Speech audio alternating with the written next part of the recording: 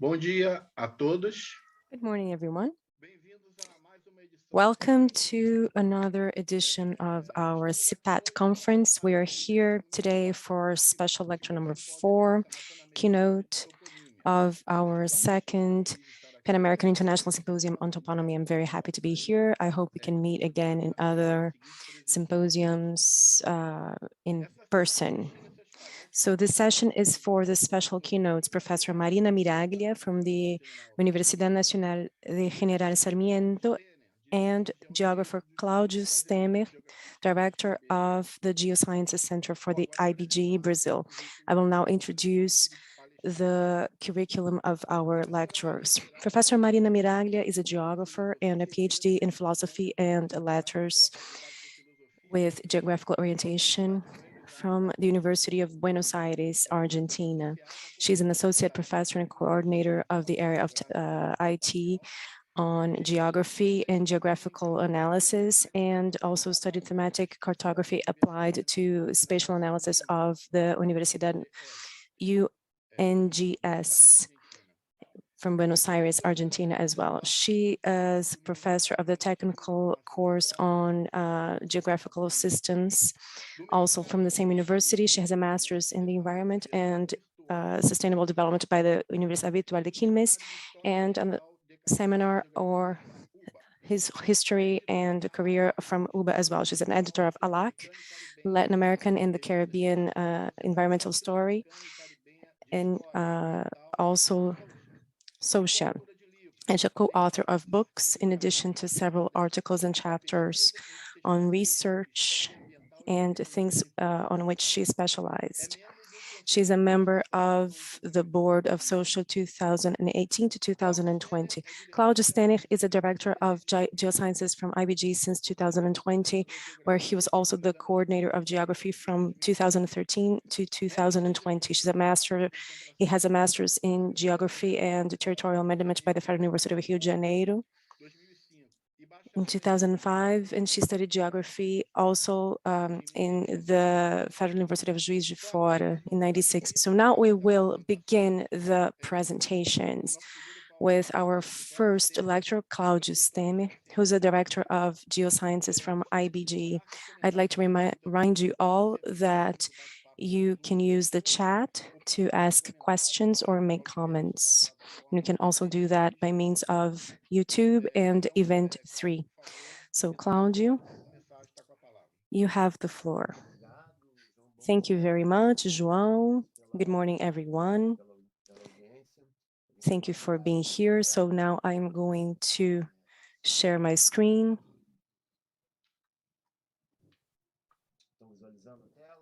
Can you see the screen?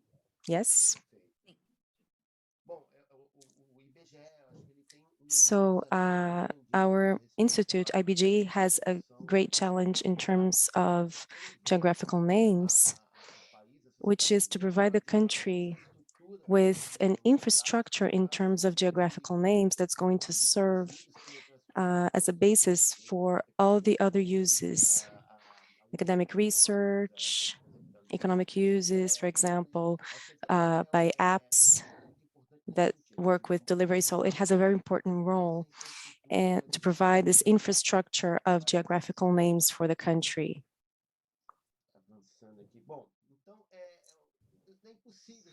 So it's impossible for us to imagine a map or any map systems, either in paper or a RABI system, without a geographical name. I mean, without a geographical name, the communication between people and maps is compromised and limited.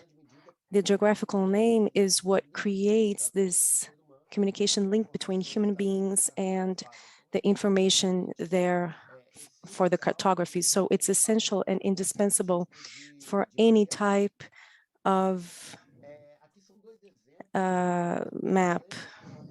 So here we have a few examples when you have mistakes on that. This is a case of a couple that was going to Salvador. They wanted to watch a soccer game, and they bought a ticket to El Salvador instead of Salvador in the city of Brazil. So there are consequences. He went to another country and not the city of Salvador in Brazil because he wanted to watch a game, a soccer match in Brazil. And there's also another case for Ghana. Wanted to go to Guyana, but went to Guyana, another country. So Guyana and Guyana, they sound different, and he could not distinguish between the sound of the two cities. And he ended up in the wrong place with difficulty to get to the Guyana, which was where he wanted to go. So those are examples of practical uses of geographical names to have an important infrastructure organized for the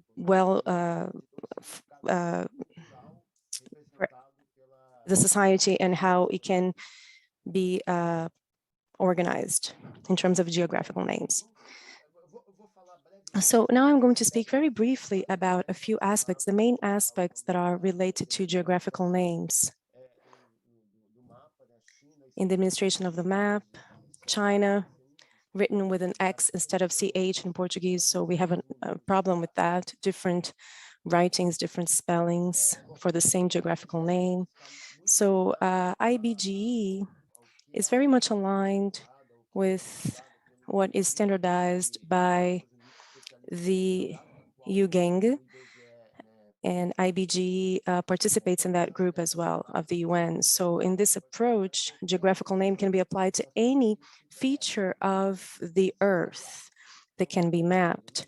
So first of all, places with population, we have cities, we have villages, peoples, small villages, anywhere with a population can receive a geographical name. Another category would be the political administrative divisions, so countries, states, municipalities, districts, neighborhoods. Those have a series of special characteristics because, for example, the duplicity of a name in an entity has consequences that this duplicity would not have in other categories. So it's a category in which IBGE has a very special care with the geographical names connected to them and the standardization of spelling and many other things to avoid any type of problem with respect to geographical names for this political administrative role. And also natural elements, rivers, mountains, capes, and lagoons, streams, and seas receive those geographical names as well. In this case, of course, we have a lot of duplicity of names as well for these elements. And problems are not as big because of the names, but they represent a series of names, of course, and they are distributed through the territory. And also, works done by men like roads, ports, airports, they also receive geographical names. A few of these categories, for them, there is a legal aspect. So for roads, there are legal aspects that determine the names of the roads, for example, and there's a coding system as well. And areas can be delimited officially, indigenous lands and national parks, for example, or areas that do not have an official delimitation, but they have a cultural meaning or another very specific one, for example, areas for fishery, religious areas. So they have a limit, and those populations use that territory. So it doesn't matter if it's official or not, if it's administrative or not, but all of these areas have boundaries and they have an importance in terms of geographical names. So geographical name, in this understanding, it's any toponym that it's georeferenced. It is included in a temporal context. This is very important because the names can change with time, and they have a cultural and historical relation with that feature. So it's a historical process that's going to determine the geographical name. There are even several matters of this type that are polemic and controversial. For example, the name rights issue. Here in Rio de Janeiro recently, a controversial approach in terms of naming rights for metro stations, subway stations. So Botafogo was renamed as Botafogo Coca-Cola, Coke. So there is a controversy about that because Botafogo is a cultural historical reference and Botafogo Coca-Cola, Botafogo Coke is an economic approach. It would be an economic appropriation of that place, of that spot. So these controversies are also interesting in terms of the geographical names, and they talk about the importance of the geographical name and how it can be appropriated economically as well.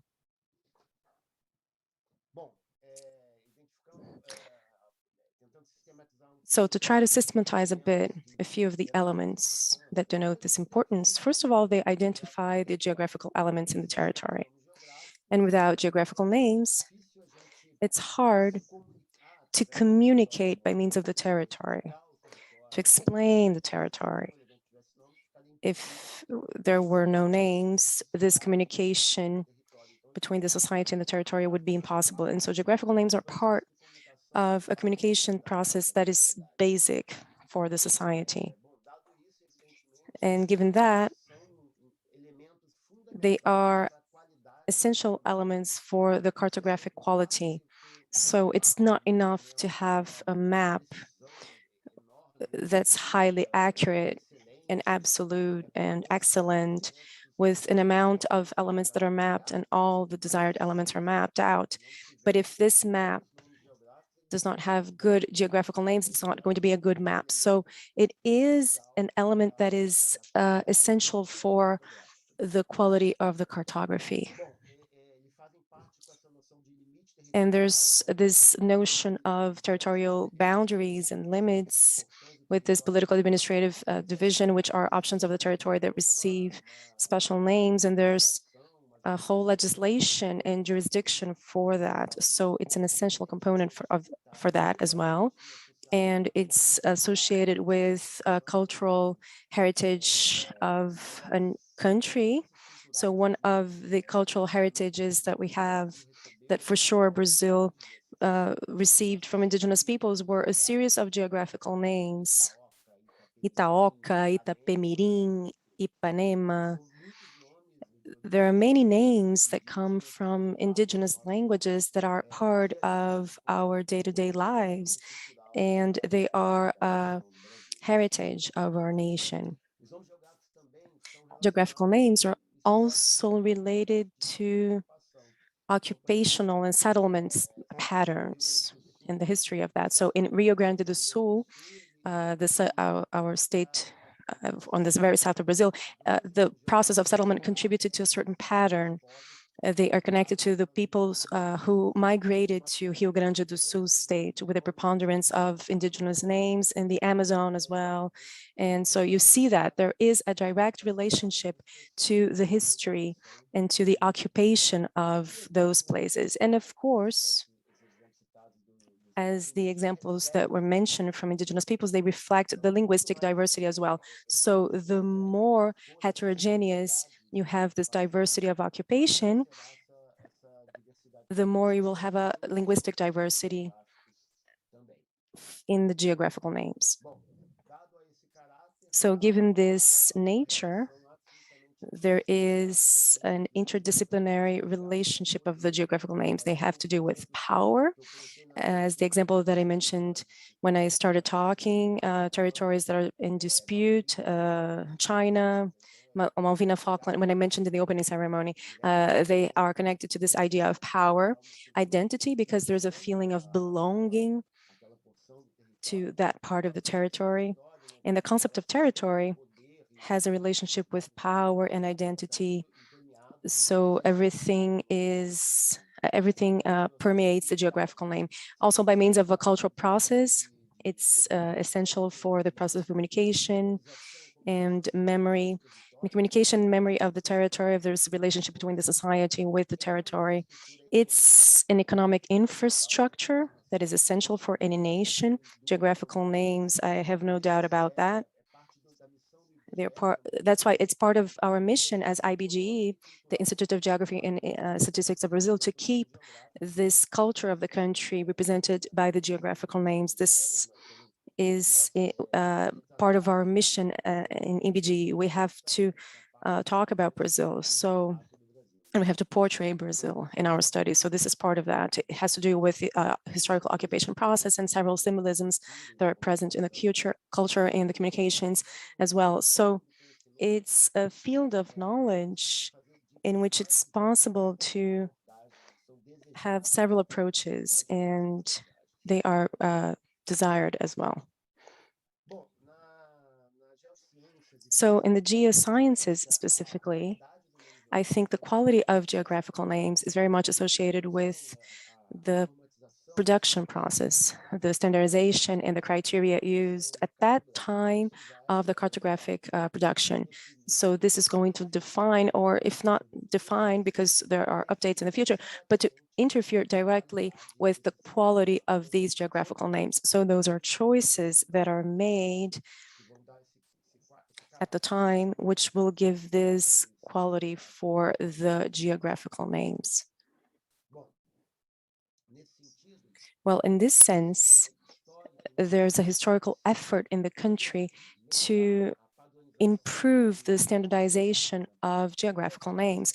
The first is almost a century ago, 1926, there was a first attempt to standardize these toponyms. And when we talk about standardization, we can talk about aspects like which elements are the priority to receive those geographical names, but also which fields must have geographical names in a classification process and all of that. So the first was done by the Historical and Cartographic Institute of Brazil in 1926. And then these standardizations, this effort continued along the 20th century with the geographical law of the Estado Novo, which implements a new territorial division and has an important element, which is to forbid the same name for more than one city or village in the same state. This had a direct impact on the country. So we have the same name for different states, but not in the same state. So this had an impact with positive consequences for the country until today. And in 1943, the same prohibition was kept, and principles were established to standardize national toponymy. And the effort remained in 1950 with now a list of toponyms of geographical names. We also had a change in the orthography of the Portuguese language at that time. And then in the 1970s, a commission was created to try to standardize even more the names of municipalities and districts. And in our institute, IBGE, we had this territorial division of Brazil, which was a systematic division of the country into states and districts. And then we had a census of 1980 as well.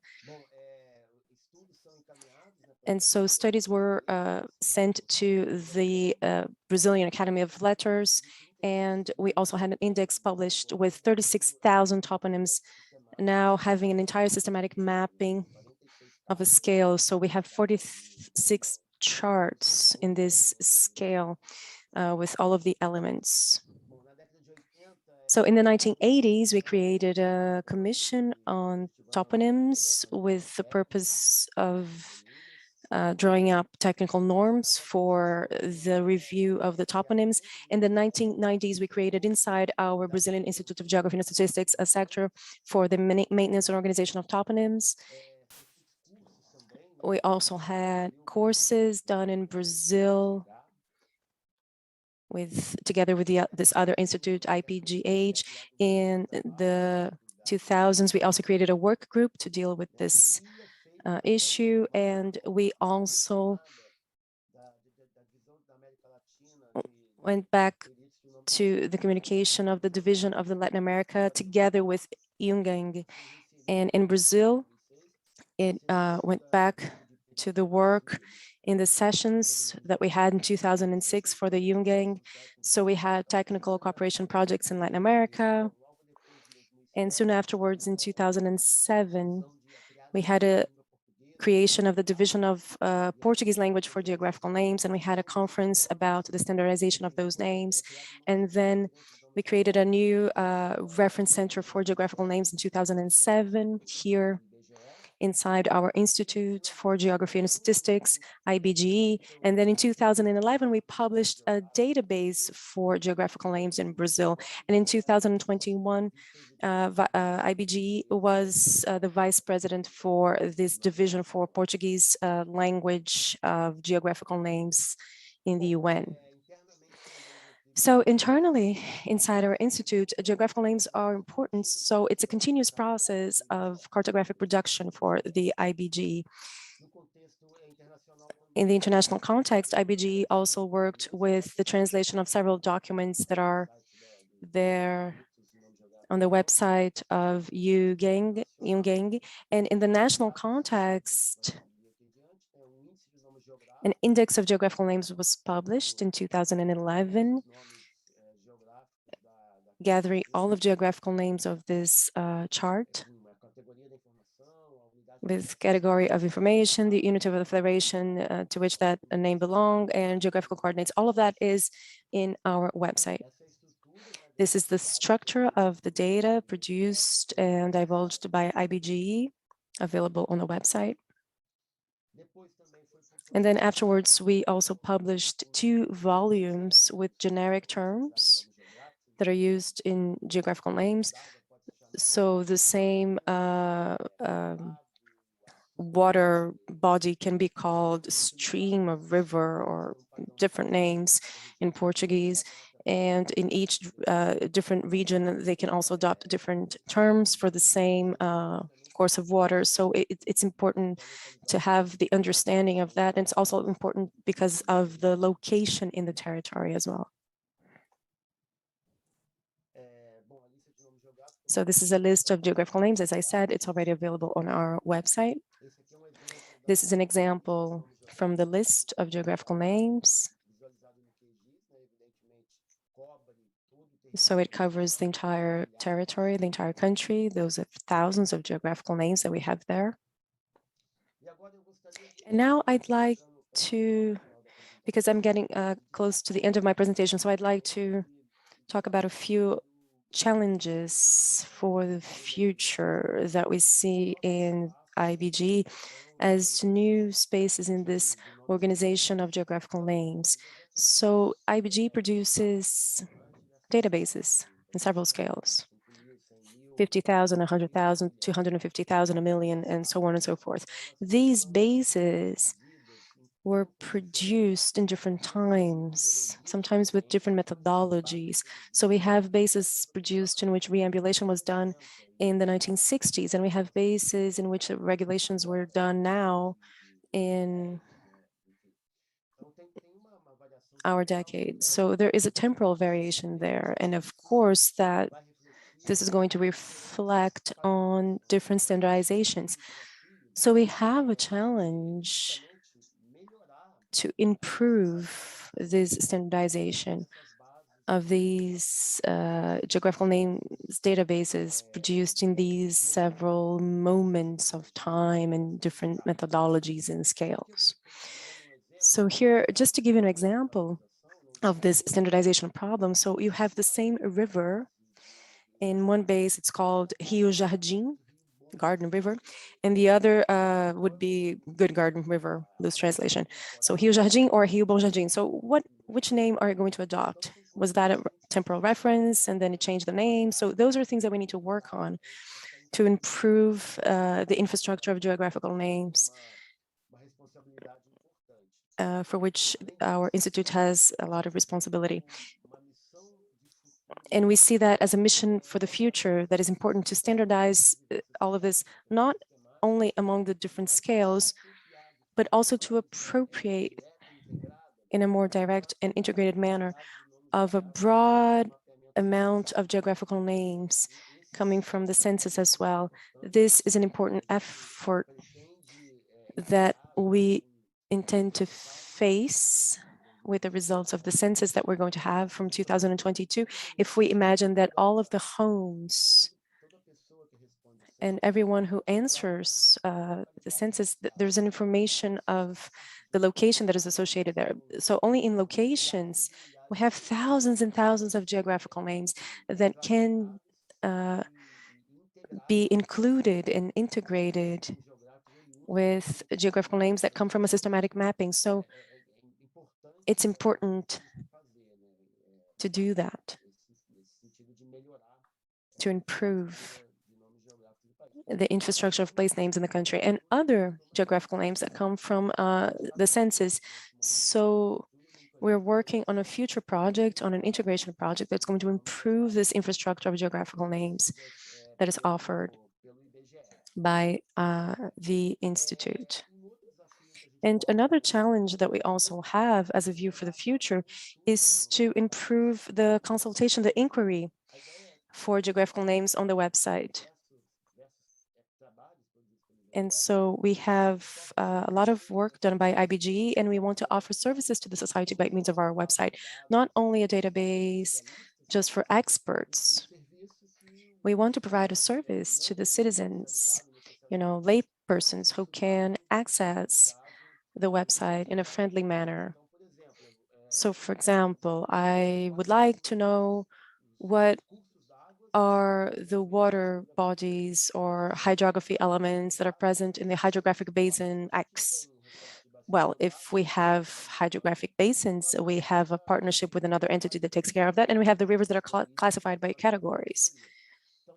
So it is possible to have a spatial filter in the website to crisscross that and to see what water bodies belong to a certain basin. This is just an example, but it's an effort that we want to have to take to be able to provide the service to our society to improve the databases of geographical names for the country. So this is the message that I would like to give to you. So thank you very much for your attention. Thank you.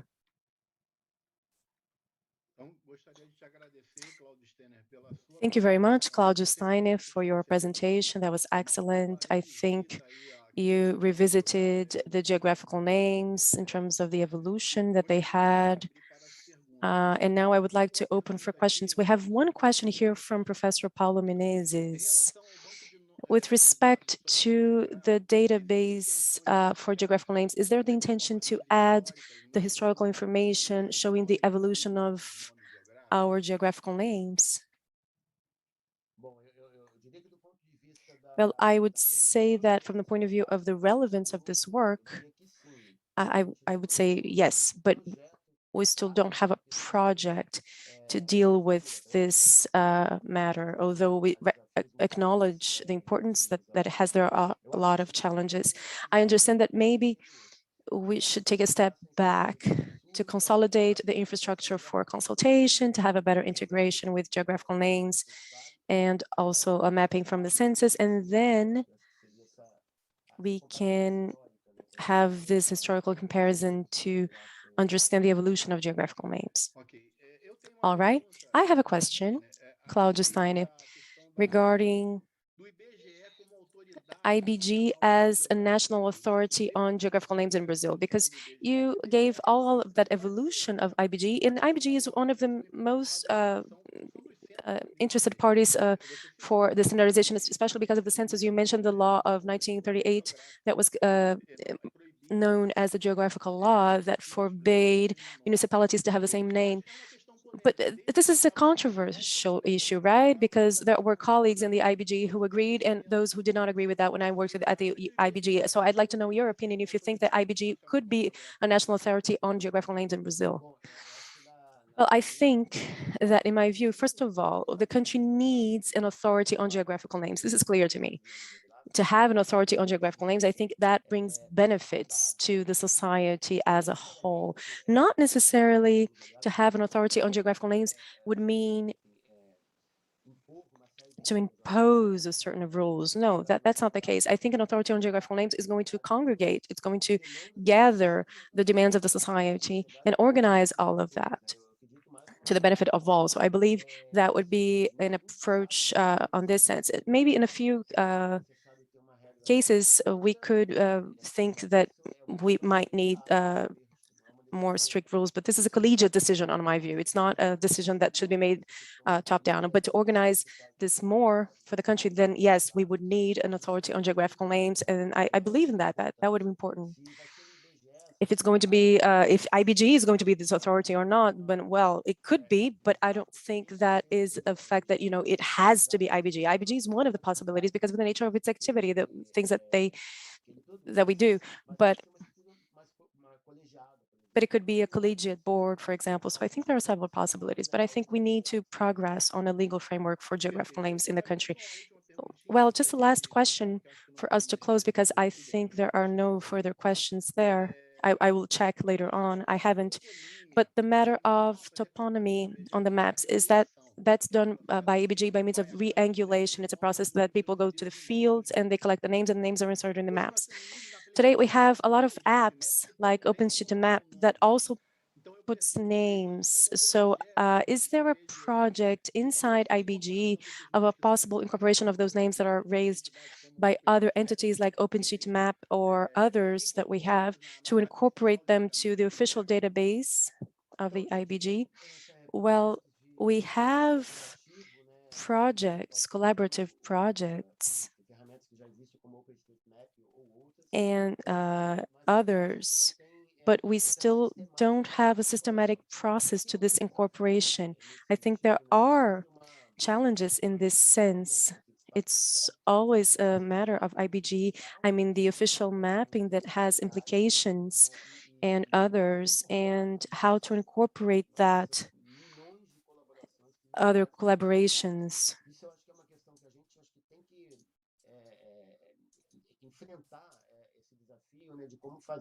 So we have to face this challenge of how to do this bridge between the collaborative and the official mapping. We don't have anything in scale, although we have collaborative projects, but not in a scale that might significantly change our official maps. All right, so we have here a professor from Peter Jordan. What would be what is the procedure of standardizing names of natural features in Brazil? And a complement to that would be, do you also standardize axonyms in the sense of recommending them for use in the media? I don't know if I translated that well into Portuguese, Claudia, if anybody could help me with that. Well, first, standardizing the names. What would be the procedure of standardizing names of natural features in Brazil? And if you also standardize axonyms in the sense of recommending them for use in the media? Well, I'll try to answer that. With regard to natural features, I would say that they depend on what type of feature. So, for example, in geography, we have a partnership with the National Agency of Waters, ANA, in Brazil. They work on water bodies. So we want to adjust things based on the partnership that we have with them. So we had a work recently done on hydrographic basins, and the names of those basins, they were a consensus between the agency and our institute, IBG. The second part of the question, I did not understand what they would mean by that. I don't know if I translated that well into Portuguese, I'm sorry. Well, what he's asking is if you standardize axonyms in the sense of recommending them for use in the media. Oh, of recommending them for use in the media. No, what we do would be a direct relation, because the IBG has an intense direct relationship with the media, especially represented by the statistics that come out every year. So when we announce the statistics, we always use the standardized names. So that's what we do. but there's no recommendation, no specific recommendation or specific document. No, we don't have that. Ok. Então, mais uma vez, não tem mais All perguntas. right, so there are no further questions. I'd like to thank you, Claudio. I know you have another meeting right now, but you were kind enough to do your presentation first. And I think that was an essential presentation because the IBG is an important institution that we have for geographical names in Brazil. So I'd like to thank you for being so kind as to join us on behalf of the symposium and of the organizing committee of the symposium. I'd like to thank you for having been here. And now we will pass the floor to Professor Miraglia for our next keynote. Professor Marina Miraglia, you have the floor. She's going to speak Spanish. There will be translation into English. Thank you very much. I hope Claudio stops sharing so that I can share my screen.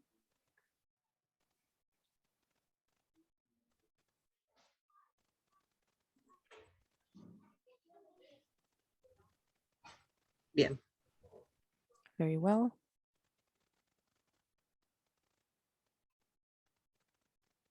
Se ve bien, perfecto. You can see that very well, right?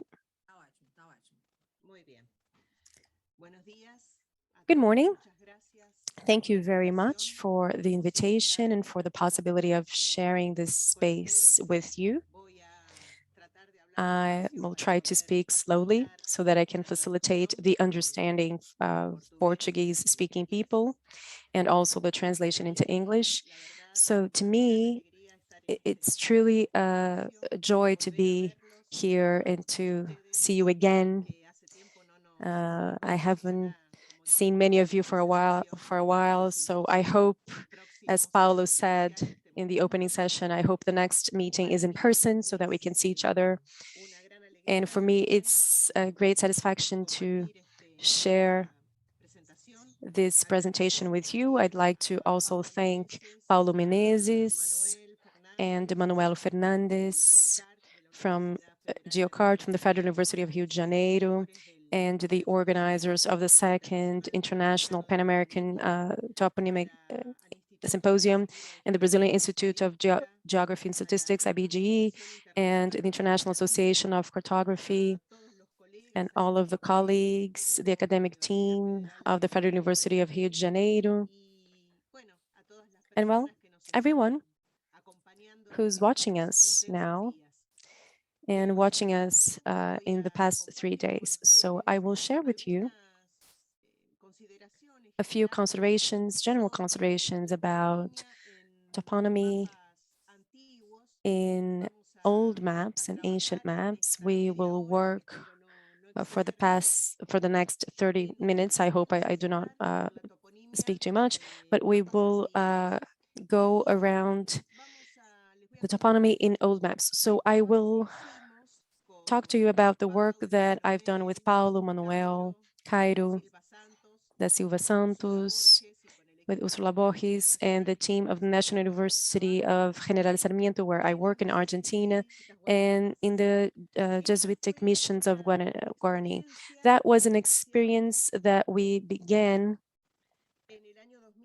in 2018, where we worked with toponymy and historical cartography of a region of South America that encompasses the current national territories of Argentina, Brazil, Paraguay, and Uruguay. And we focused on Argentina and Brazil in particular. Our project, our research project, was named The Application of Toponymy and Cartography, Historical Cartography in the Territorial Studies of Brazil and Argentina, the case of Jesuit missions of Guarani between the centuries 17 and 20. And the choice for this area of study was due to the need to find an interaction space between a study area of GeoCart and a study area of our university. We wanted to find common ground there. And the region of Guarani Jesuit missions was constituted into a historical area that was very interesting to be able to analyze how, with time and the centuries, how the toponyms changed and they also changed the territorial dynamics of the region. And from the point of view of geography, and with the purpose of keeping the trajectory up to date, and that it would serve to introduce historical cultural notions in our territorial studies, the toponyms were vectorized in terms of geographical information systems to incorporate them as vectors and other infrastructure of spatial data of the Institute of our Sarmiento University. And if we have time at the end of this presentation, I will share with you the infrastructure of spatial data from our university. Here, I'm going to share with you what we had, the path that we did from the centuries that I mentioned with the toponymy and the motivations for human settlements in the old maps that we got from academic and scientific institutions from Argentina, Brazil, and Spain. So I'm going to tell you a little bit about the context of the areas for the Jesuit missions of the Guaranis. The organization of the territory between the 17th and the 20th centuries caused great urbanistic transformations based on the work of the company and in the training of the Guarani people in a means of having reductions. So the region was a scenario of a lot of territorial transformations and environmental transformations along the last 5 centuries, as shown by the reports of explorers and historians. And the Spanish people and the Portuguese had their strategies to subjugate the original peoples and build a fixed occupation for the crown. So the consolidation process of the urban construction impulsed by the company also gave way to urbanization as a control system for Aboriginal peoples and of a non-domesticated nature. So the Jesuit missions were based on this region in 1609, and until 1778 they were there when they were drawn out of the territory.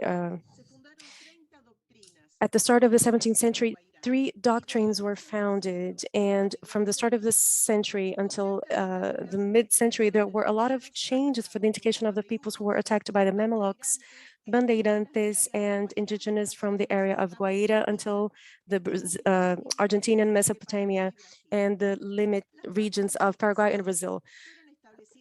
The places were established by Spanish authorities, and they were based in 3 main aspects: the defense, the evangelization, and the extraction of precious stones like gold and silver. That in this case of the Guarani people, that was not the case. So in this region, more than anything else, they wanted to defend and to evangelize. And so in general lines and respecting the laws of that they have, we wanted they wanted to have good land and good courses of water. And so they were located between the Paraguay, Paraná, and Uruguay rivers, and more than 90 meters on the sea level. And since the foundation of the first reductions until today, there were different cities and villages encompassed by the territories administered by Brazil, Argentina, and Paraguay. And this origin was due to different reasons, like the displacement of old occupations and the foundation of colonies of immigrants, or even the occupation of the territory. And there's something peculiar in this occupation, which is that most cities that had its origin in the old Jesuit missions, they kept their names ever since, and that we could see by means of the toponymic analysis of the historical cartography. And a few people's villages founded later, they had changes in their names. And having said that, and having contextualized the history and the geography of our area of study, we can advance with a secular report of toponymy in the Jesuit missions of the Guaranis. So with which materials did we work? Well, in this case, we looked for bibliography and cartography between the 17th and the 20th centuries. These sources of information came from chronicles and analysis and travels reports and reports from explorers. And the old maps selected for the 17th century to the 20th century were obtained from a consultation of collections of documents and online repositories that were specialized in historical cartography that are found in Argentina, Brazil, Spain, and the United States. The geographical cover, their year and sources were for 1732, the repository of Universidad de São Paulo and GeoCard from the Federal University of Rio de Janeiro. And for 1750, the National Library of Spain, and for 1760 and 1865, the National Library of Rio de Janeiro, and for 1881, the National Library of Argentina. The topographic charts of the 20th century in scale 1 in 500,000 were provided by the National Direction of Cartographic Production of the Geographical Institute of Argentina, and their years were between the 1900s and 1910, with partial updates of a few products to 1939. With respect to toponymy, we did an analysis of content of the texts of Guillermo Fuloncaidis, Academia Nacional de Bellas Artes, Ernesto Smader, Madrid que Sabe Misiones, and Sergio Paes, Silvio Palacios, and Esofoli. All of them were consulted in the Central Library of the National University of Cordoba in Argentina. And for the toponymic analysis, we consulted the works of Dick, Fajon, and Menezes, which allowed us to identify the motivations of the names in the old maps. Then the analysis of the motivation done by Vic and adapted from Menezes for this project identifies the main physical and anthropocultural motivations, which are those with which we have done our toponymic analysis. Now then, to illustrate this historical travel, we will see the toponyms and the motivations. This map from 1732, as all of the maps that we're going to see, were georeferenced and incorporated to a geographical information system. So about this georeference process, we vectorized all of the geographical elements of the region.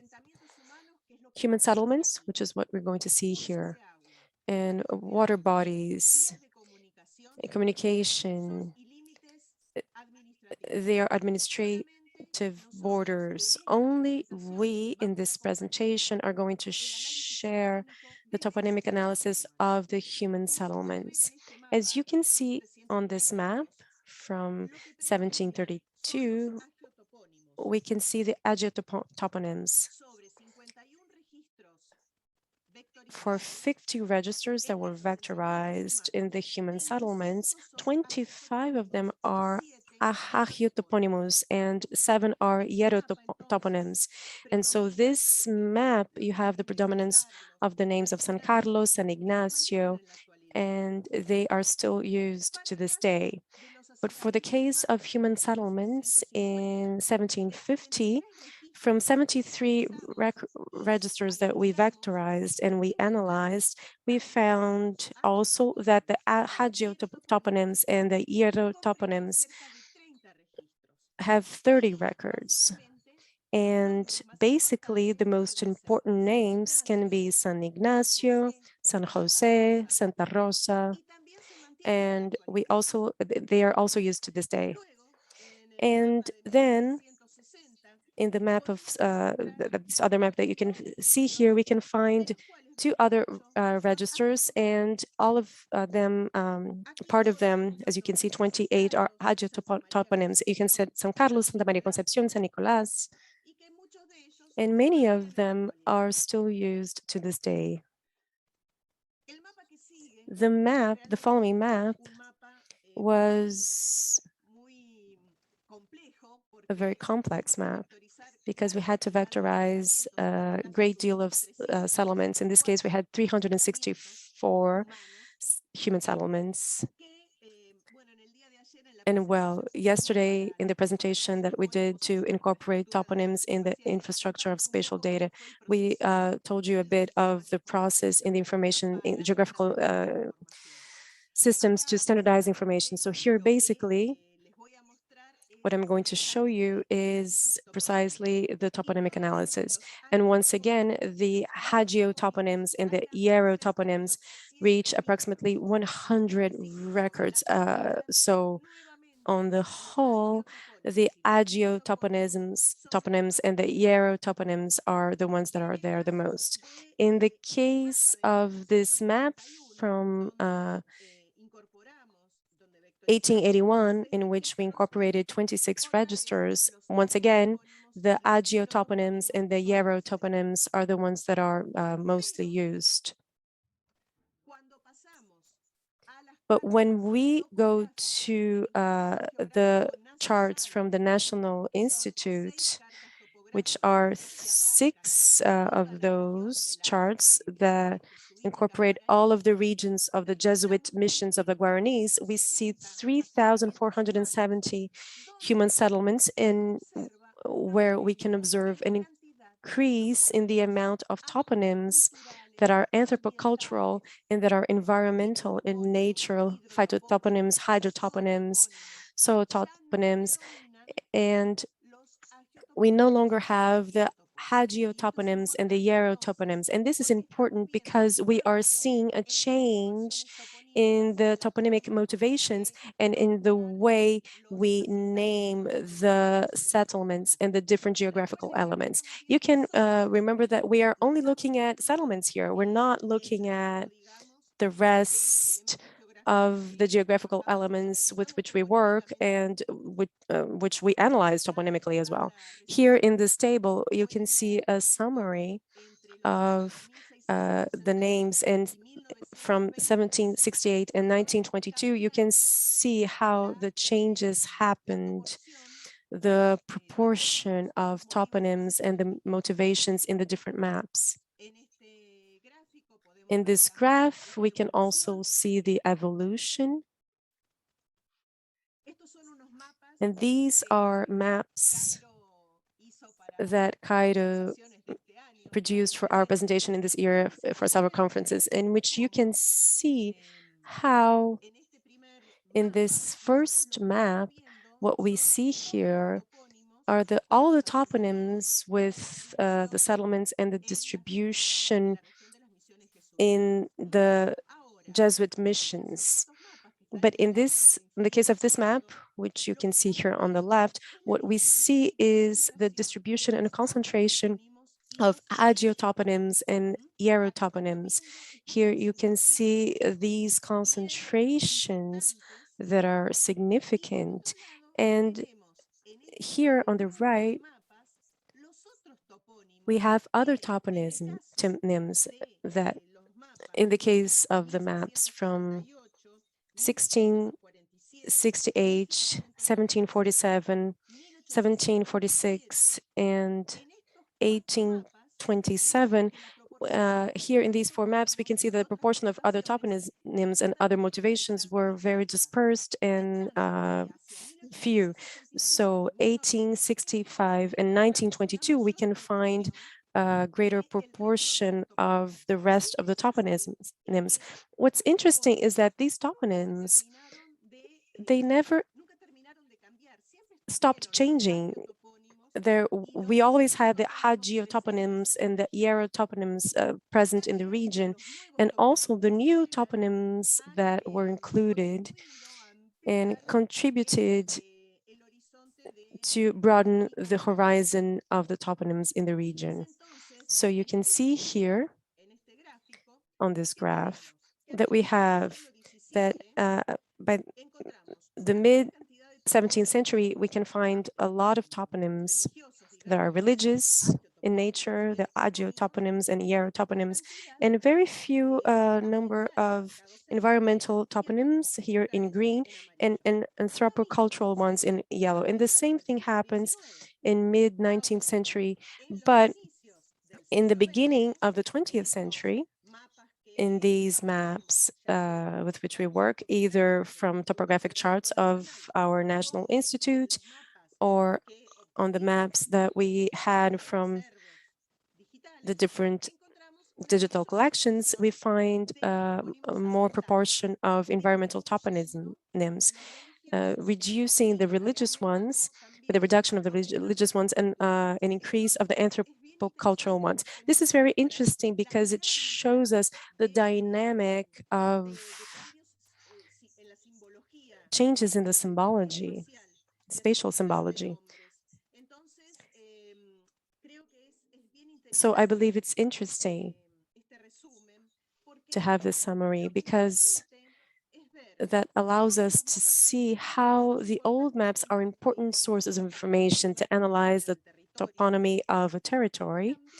And also these data, these historical data can be incorporated into geographical information systems, and they can build geographical databases, either raster or vectorial ones, and they can allow us to exchange information and standardize this information and incorporate that into the spatial data infrastructures and also catalogs for national geographical objects. And you can also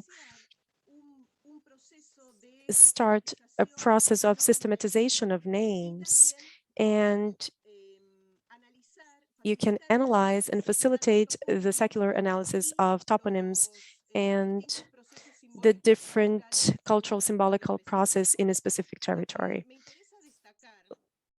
What I want to emphasize here is that this work allowed us to integrate this information, this historical information in a certain way into a spatial data infrastructure. And after having done this historical analysis, we incorporated historical data into a system, a digital system that allowed us to standardize this information. And in a certain way, we could also share this information with other studies, other geographical and territorial studies. So to synthesize a bit, we can say, to summarize all of this, after this end of the 18th century, the religious names had more weight based on the Catholic doctrine implemented by Spanish and Portuguese colonizers, and more than the Jesuit missions. And during the Spanish and Portuguese conquistas, a few cities had references for motivations that were related with the environment. A progressive apparition of settlements with names had religious motivations, and we can say that the cities, in the case of the cities within the scope of the Jesuit missions, names with environmental motivations only started to come up more often in the 20th century maps. So if I still have a bit of time, I would like to stop sharing this screen, and I'd like to show you the infrastructure of data where we have this information so that you can also see how historical information can be available to an audience at large. So I'll stop sharing this now, and I will share the other one. Yes, you can do that, no problem. You can see that, right? All right, then. So this is a work, as Claudio said in our presentation. I work with geographical information and data systems in the university that I mentioned, Sarmiento. So what we do in geographical IT, we try to standardize geographical information that is current and historical, and that they can serve as databases for territorial studies. I am a geographer, And in the area in which we work, we are very much interested in the analysis of toponyms as tools to identify processes to change the territory. So here I can show you, because we have a series of views of maps. We have, in this last year, we came up with a series of visors of maps for COVID. And what you can see here in the superior part of the presentation, the URL, which you can access. And we have here the Jesuit missions of the Guaranis. We have this view here as well. So I'm going to show you the screen with the information about, and let me just do that for a second. So we work with a system in which we use OpenStreetMaps. Here you can see the logos for our institutions. And here we have the 5 maps that I talked to you about that we've just seen, and all of the vectorized elements. But we're only going to talk about the settlements here. So you can see the map from 1732, and we have that georeferenced on this base. We can add the settlements, the hydrology, and all of the geographical elements that are necessary to identify the environmental transformations. Here, for example, we have the map from 1750. There are different cartographic products that it's important to have in mind that according to the century and the time for the map, many times the deformations are important. And you can't see the georeference. You can't do that with the data that they have, because many times it's not a map, it's a croquis that maybe does not have all of the information that we need to process things. So here we have a map from 1760. As you can see, it occupies less space.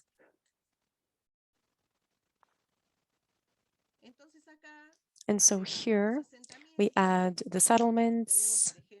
We have, for example, the hydrology.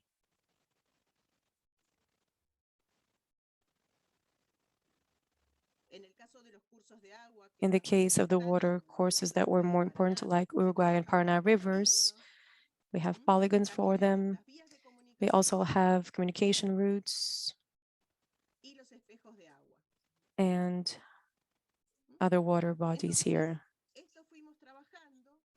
So we worked with those for each of the maps. I wanted to show you this because this is a very important work. Now we are trying to replicate the methodology. So here's a map from 1865. I'm going to add the settlements here. So now I have them, hydrology. Well, I used to tell you that we're going to replicate this methodology with historical information from the metropolitan region of Buenos Aires.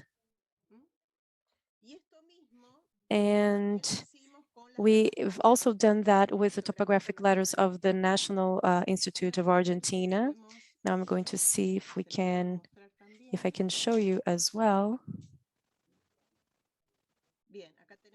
Here we have the letters in this scale 1/500,000 from National Institute of Argentina. So, for example, you can see that we can take this part here. This is the letter. We have hydrology as lines, as polygons. We have communication routes, the limits. We also have islands. And If we are positioned here, we can see the general data, in this case, of the island. And a great mistake on my part is that I did not show you this. In this case here, when we are here on, hang on, there we go.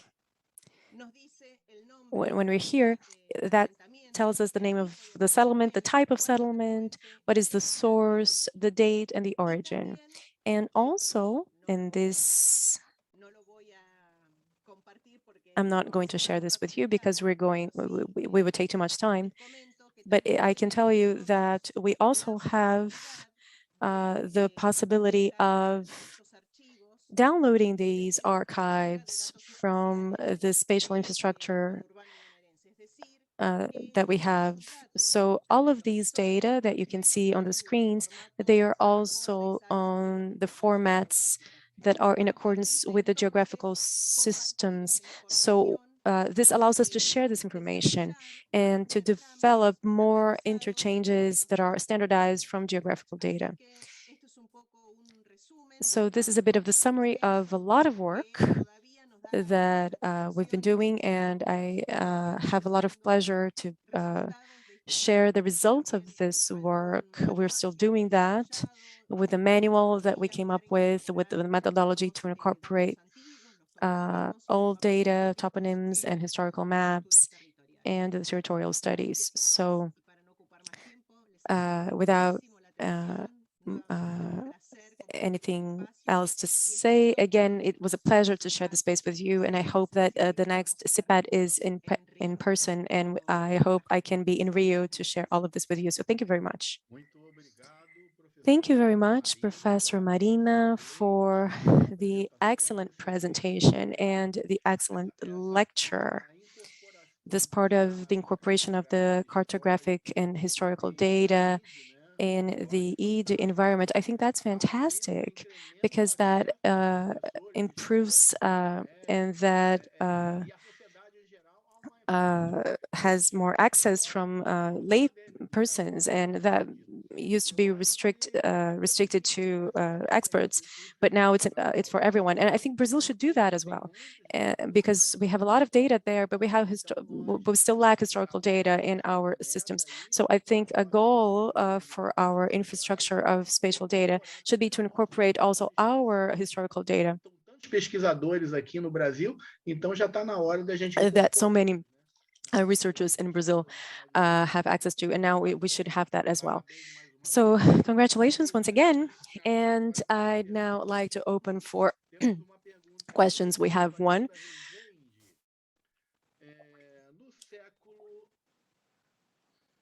From Vanilda Rezende, and in the 18th century, there was a denial of the religious toponyms. So this is a question. The same locations were renamed or others came about. So for religious toponyms for having decreased from this time, I'm going to rephrase that. No, I understood what she meant. I understood what she meant. So actually, the religious toponyms were not decreased, actually. They were still there, at least from the century, at least in this region. A lot of cities and a lot of settlements kept religious names, their religious names, but in the end of the 19th century, because of the Paraguay War, military motivation was added to things. So you had added general, lieutenant, fort, those things were added, but the religious names were kept, actually. They remained. We have another question from Vanessa Malheiros. How do you do the identification and classification of symbolic and cultural processes in the territory? This was work that we did with Cairo, using the methods developed by Professor Marcia, Maria Cândida, Professor Paulo. We analyzed the DIG methodology, and we tried to be as faithful as we could to those methods that were well known. Ok. All right. Tem uma outra pergunta We have aqui another question da here Vanessa Malheiro. from Vanessa Malheiros. Parabéns pelo trabalho. Congratulations for your work. Não, você já respondeu essa Oh, aí. you already answered that. Ok. All right. Então, eu tenho uma pergunta. So I have a question. Você pretende expandir a sua Do you intend to pesquisa, expand your research para outras regiões for da other Argentina ou areas in Argentina or others, together with Paraguay or Uruguay or Brazil? What are your plans for the future? Well, at this time, we are working on the metropolitan area of Buenos Aires because the Universidad General Sarmiento is in the metropolitan region of Buenos Aires. And the object of study of the University General Sarmiento is the metropolitan region of Buenos Aires. So at this time, we are developing a research project in which we apply this study, this methodology, for the metropolitan region of Buenos Aires.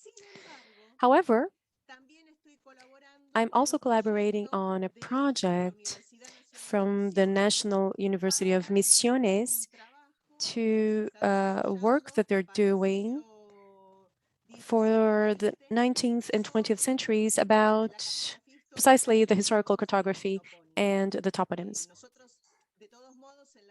In any case, in the General Sarmiento University, we are a small team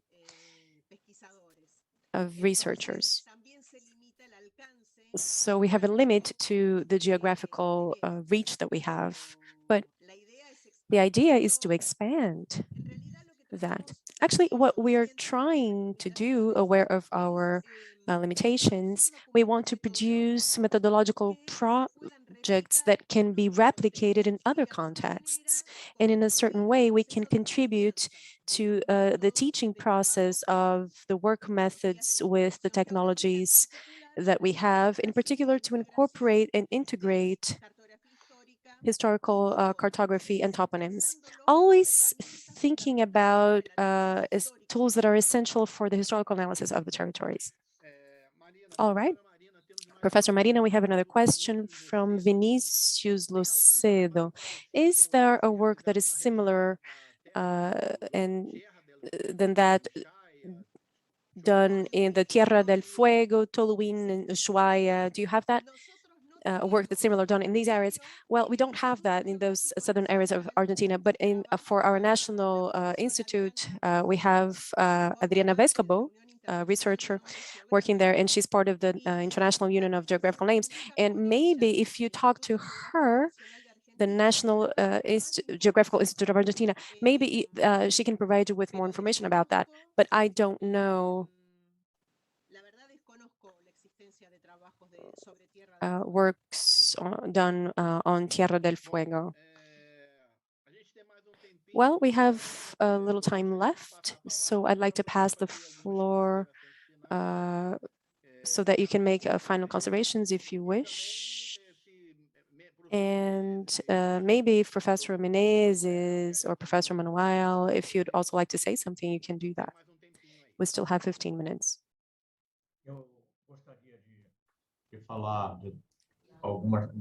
I'd like to say a few things. And I'd like to say a few things to Marina because she's a fantastic person. She's a fantastic researcher.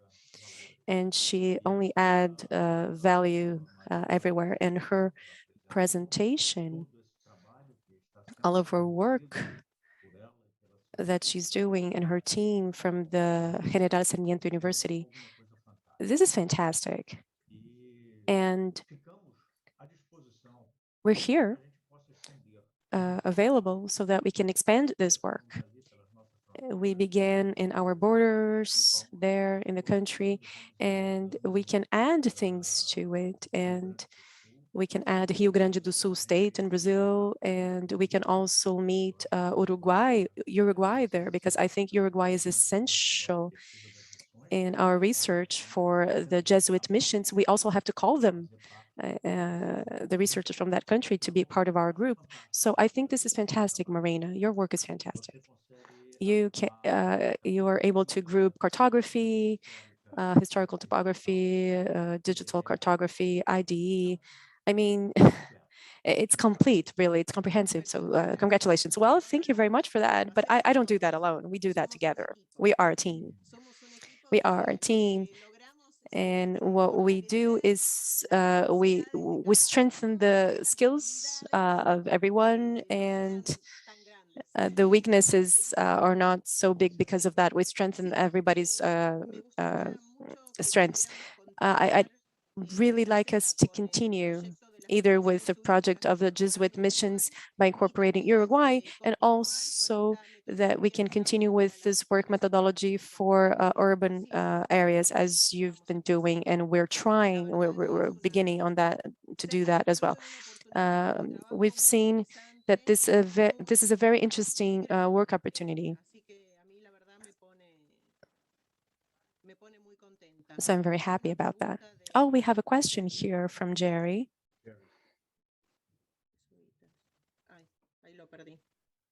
Oh, I lost it.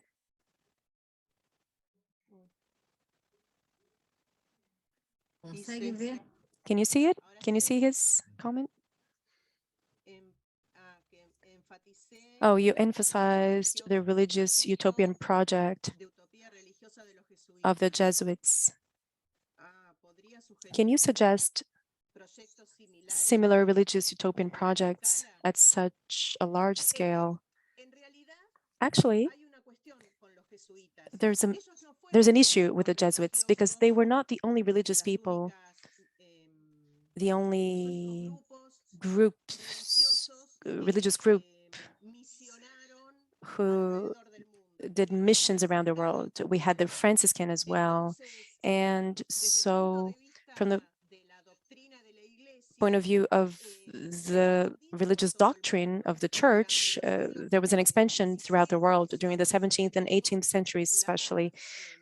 We had an expansion of those religious missions from religious groups. That was very important in the entire world in this process of evangelization or domination to acquire new lands for productive activities, and the church did that. So I believe that, yes, it was politics done by the church to expand and subjugate territories that were known at the time, to incorporate them in the productive processes of the empires, right?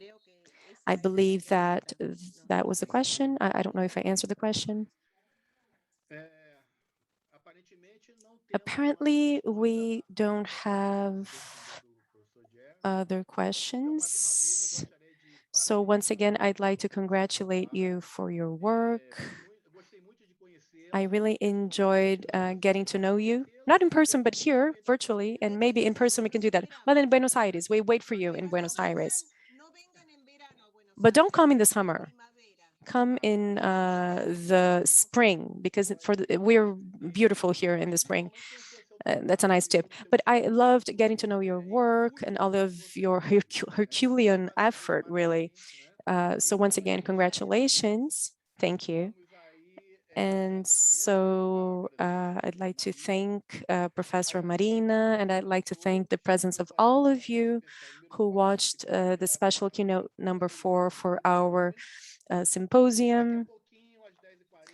At 10:40, we will have the 5th oral presentation, and the video for the session will be available on the GeoCart channel on YouTube. So good day to all of you. I'd like you to thank all of you for your presence.